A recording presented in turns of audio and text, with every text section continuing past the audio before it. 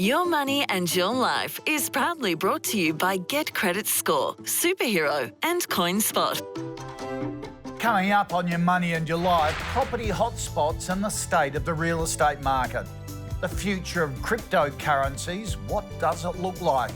Top tax tips and tricks to boost your refund, and the best stock picks from Australia's leading experts.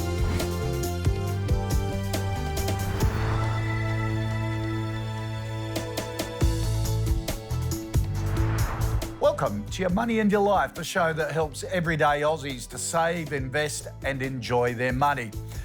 Well, the Australian property market is hot at the moment. It has left us all bewildered with staggering rises in values, forcing so many buyers to look further afield to achieve their dream of owning a home. So what does the landscape look like now? Will prices continue to skyrocket, or are we facing a correction?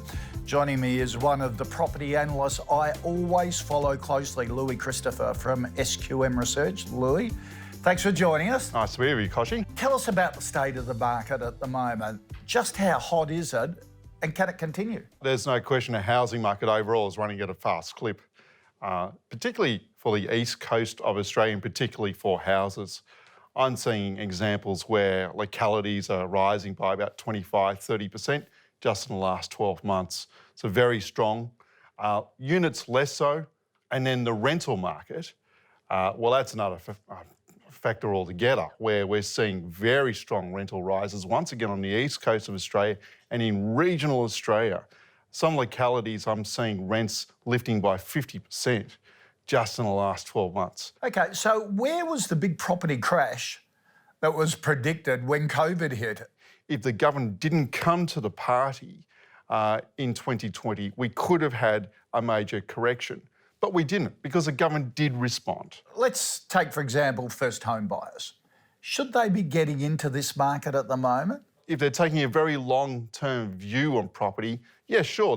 It's very hard to time the housing market, as you know. So there's no reason why they shouldn't go into the market.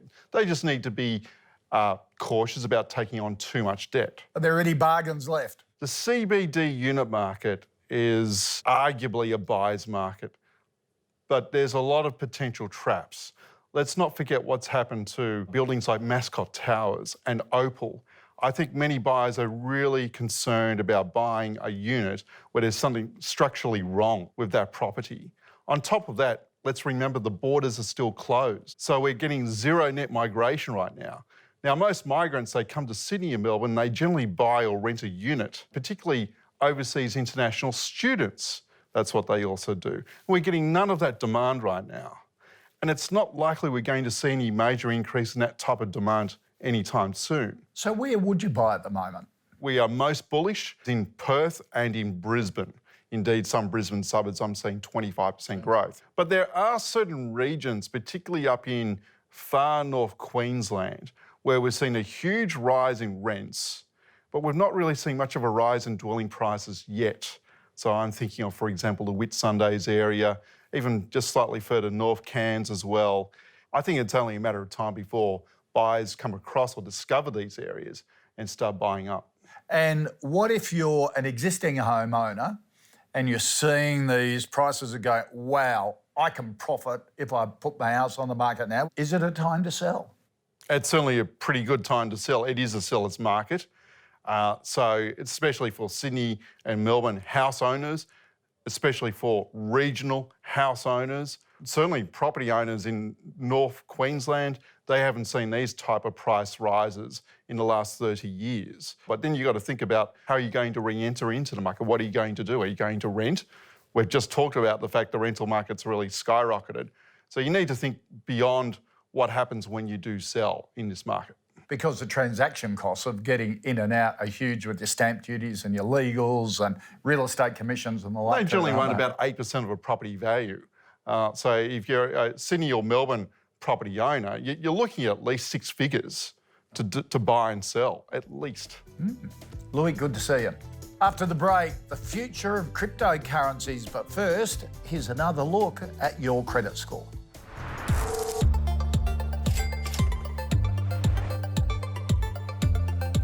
Credit scores help lenders determine your credit worthiness as a borrower. There have long been myths surrounding credit scores, so we're here to separate fact from fiction and set it straight. A lot of people think that by not having a loan or credit card, you have a good credit score. Not true. Lenders and credit providers want to see credit history. They want to know you're able to take on loans and pay them back. Another one, using a debit card will improve my credit score. Not true. Debit cards don't even make an appearance on your credit report, so using them is exactly the same as using cash.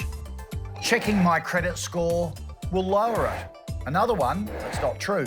Requesting your own credit report or score has no effect on it. It's what's called a soft inquiry and doesn't make a dent on your credit file. Here's a common one. No one looks at credit scores anyway. Not true again. In fact, more and more lenders, banks and other credit providers are using your score to help them decide whether or not to lend to you, how much to lend, and at what interest rate.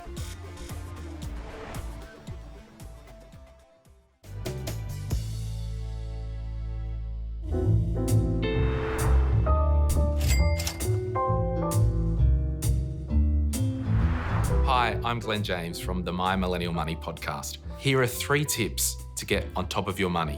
1, review your expenses. While you can't change the past, you can change the future. Some low-hanging fruit could be monthly subscriptions, insurances that need reviewing, and making sure you're spending under 30% of your take-home household income on rent or mortgage repayments. 2, set up a spending plan. Manage your money on your terms. Look to set up an automated cash flow system that removes you from the progress that works for you. This may involve multiple banks and multiple bank accounts. And 3, understand what wealthy people do and prioritise.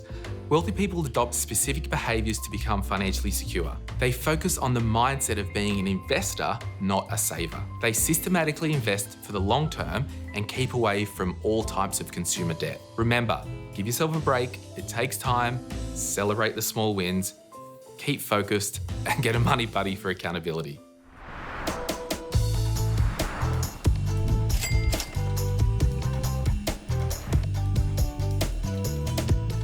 Welcome back to Your Money and Your Life. Well, the rollercoaster ride of cryptocurrencies took a steep dive following Elon Musk's U-turn tweeting earlier this month, sending the value of top-rated currency Bitcoin absolutely plummeting. But the volatility has not deterred all investors, especially those who see the fall in the cryptos as a buying opportunity. But what about the would-be investors that are still just a bit confused about it all? Well, joining me now to explain how cryptocurrencies are currently being used, Ray Brown. Ray, good to see you again. Crypto's been around for about 12 years. How have they changed? How's it different over that time? I think from now to back then, it's a lot different in terms of accessibility and even just general knowledge. I mean, I guess if you asked people 12 years ago what Bitcoin was, there'd be a lot of people that wouldn't really know. They'd probably look at you a little bit funny, whereas right now it's, as you said earlier, one of the hottest topics. Everyone knows or has heard about cryptocurrency to some degree. So right now, people have more access to it, they have more knowledge, and it's just becoming more commonplace just in everyday life. Has it changed or is changing? It's sort of popularity has gone through the roof, hasn't it? Big businesses like PayPal, Elon Musk, PwC even, with some other cryptocurrency projects, they're all kind of sniffing around and getting involved in some way or another. And how will they be utilised in the future? In the future, I guess to me, it's probably more around efficiency. Right now, they're trying to focus on making things quicker, making things cheaper. One that kind of speaks true to a lot of people is cross-border payments. So that's where you send money overseas, and in the traditional way, it's very time-consuming, costs a lot of money. Whereas what these blockchain solutions are trying to achieve is the ability to send cryptocurrency, money in the form of cryptocurrency, all the way across the world in just seconds and for only a few cents. So, Ray, what's changed and is changing? One of the biggest things, Koshi, I think that's changed is regulations itself and just governments in general being more conscious of cryptocurrency. They're seeing it everywhere and I guess they have an understanding that they need to make regulations to make sure that it's safe and more accessible for Australians so we can live life day to day. And if it's going to be there, to make sure it's going to improve our lives, on a regular basis. And to add on to that, even just investing in general, I would say it's pretty positive at the moment. You've got a large international exchange like Coinbase, which recently went public, and they were valued at $100 billion US, which is absolutely mind-blowing.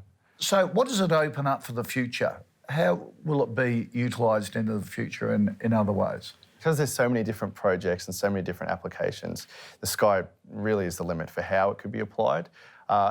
My favourite thing, and I guess one of the more popular aspects of how it's being utilised right now is through really big names like PayPal, Visa, MasterCard, which is through different payments, and also supply chain logistics as well.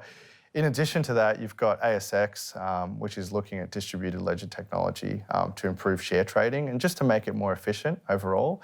So that's a really positive thing to kind of see the ASX itself looking towards blockchain and how it can improve. In addition to that, as I said, there's so many different applications that we could be talking here for hours. But the main thing here that I would take away is all these companies and all these different projects, they're all looking to, I guess, make the world a better place in some way or another. So just to be a part of the ride is great. Exciting. Ray, good to see you. Thank you, Glenn. Thank you. Up next, the tips and tricks to help you at tax time.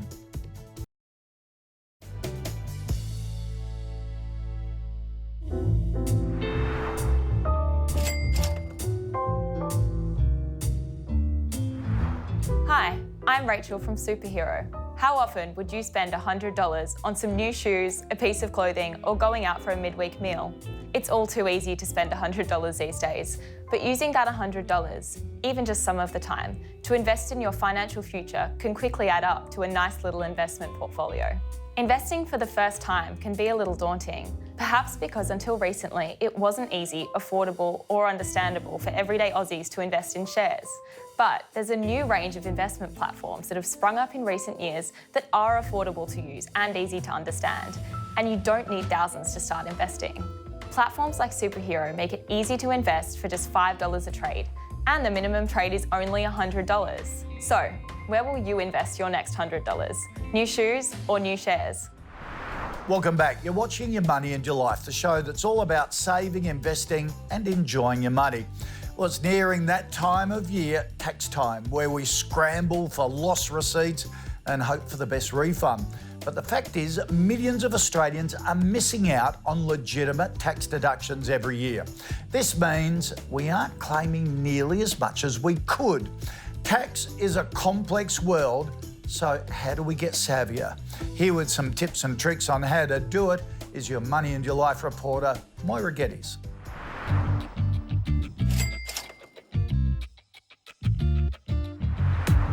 Welcome to the complex world of tax, a world only accountants and financial advisors seem to understand. In Australia, we've got one of the longest and most complex tax codes in the entire world, believe it or not. And considering how young we are as a country, it's a little bit impressive, but pretty ridiculous when you think about it.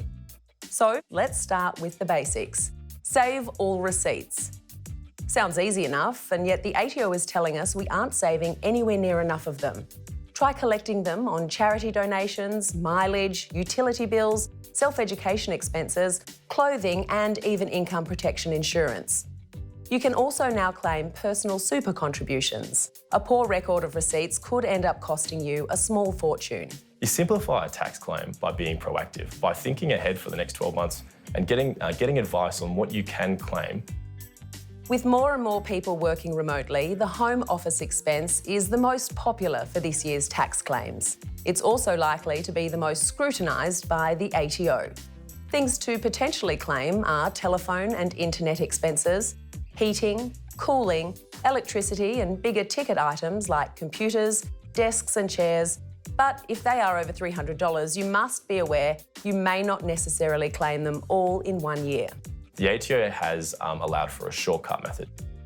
So instead of finding all the documents to back up your telephone, internet and other home office expenses, provided you can substantiate the amount of hours you've worked from home, and that might be timesheets that you've submitted with your employer or a diary evidence that you've been maintaining yourself, they'll give you an 80-cent per hour deduction. As time-consuming as it can be, being organised will help you avoid a nasty tax bill.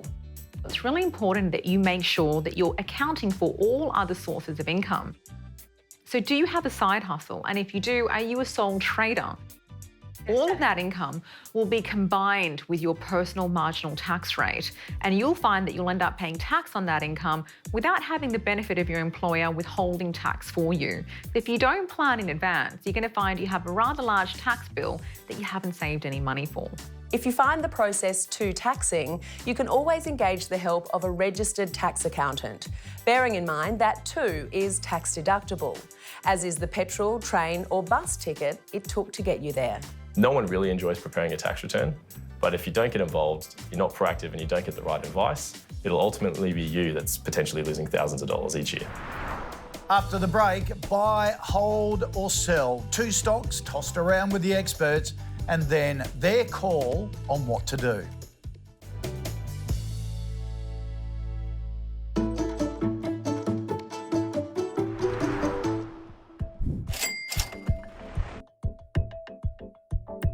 Welcome back. You're watching Your Money and Your Life. It's that time of the week that we look at stocks with the experts. Joining me today is Claude Walker from A Rich Life and Superhero Trading app founder John Winters. Welcome, guys. Good to see you. G'day. Now, Claude, we're going to kick it off with Nanosonics at the moment, a company that basically sells medical equipment, doesn't it, and sanitizers to hospitals. It's been a bit of a market darling for a while.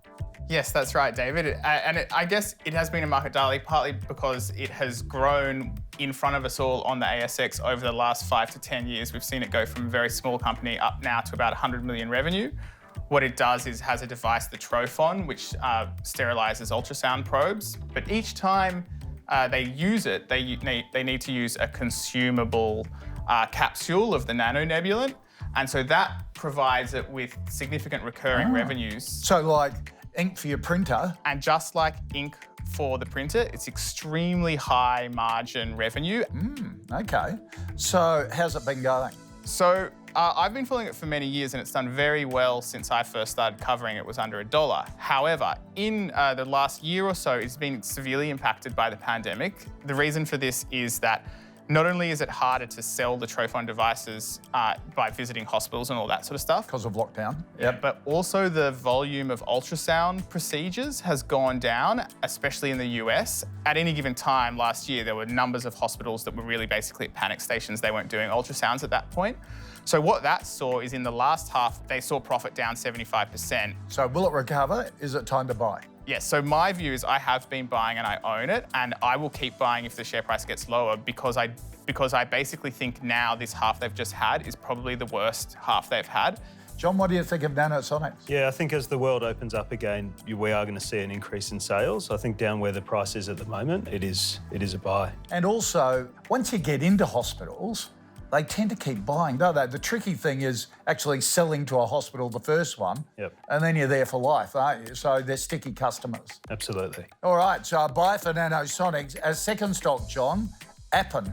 Now, this is an artificial intelligence business, basically, isn't it? Yeah, it's a really interesting one. They do a whole bunch of work for some very big key tech stocks. There's about 80% of their revenue comes from 5 key clients. And a lot of the work that they do is actually done behind the scenes by a bunch of people in rooms, plugging away, building up the data systems that they've got.